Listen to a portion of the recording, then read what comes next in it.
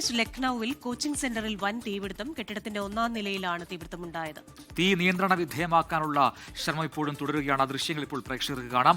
R Achuthan ഡൽഹിയിൽ നിന്ന് ചേരുന്ന കൂടുതൽ വിവരങ്ങളുമായി. അച്യുതൻ, ഇത് എന്ത് കോച്ചിംഗ് സെന്ററാണ്? ഈ തീപിടുത്തം ഉണ്ടായത് എങ്ങനെയെന്ന് മനസ്സിലാക്കാൻ കഴിഞ്ഞിട്ടുണ്ടോ? ഒപ്പം ആർക്കെങ്കിലും പരിക്കേറ്റതായുള്ള വിവരങ്ങളുണ്ടോ? പ്രജിൻ കൃഷ്ണൻ ആശങ്കപ്പെടുത്തുന്ന ഒരു സംഭവമാണ് ഇപ്പോൾ ലക്നൌവിൽ ഉണ്ടായിരിക്കുന്നത്. ഒരു കോച്ചിംഗ് സെന്ററിലാണ് ഈ ഒരു വൻ തീപിടുത്തം ഉണ്ടായിരിക്കുന്നത്.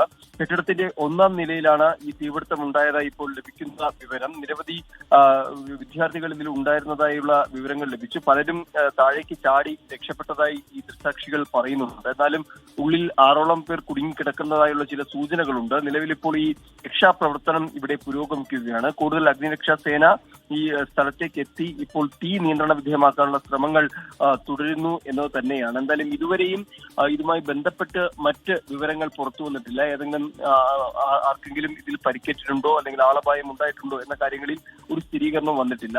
അല്പം മുൻപ് ഉത്തർപ്രദേശിന്റെ ഉപമുഖ്യമന്ത്രിയായിട്ടുള്ള ബ്രജേഷ് പഥക് അവിടെ എത്തി സ്ഥിതിഗതികൾ നേരിട്ടെത്തി സ്ഥിതിഗതികൾ വിലയിരുത്തുകയുണ്ടായി. എന്തായാലും നിലവിൽ ഇപ്പോഴും ഈ ആളപായം സംബന്ധിച്ചുള്ള കാര്യങ്ങളിൽ ഒരു വ്യക്തത പുറത്തു വന്നിട്ടില്ല.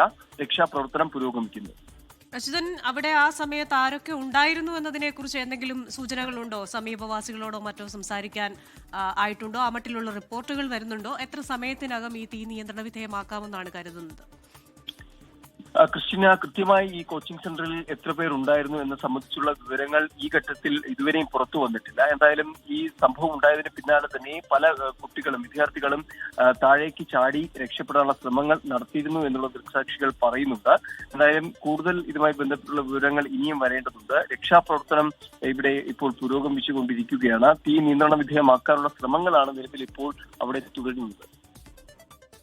ശരി, ആർ അച്യുതനാണ് വിശദാംശങ്ങൾ നൽകിയത്.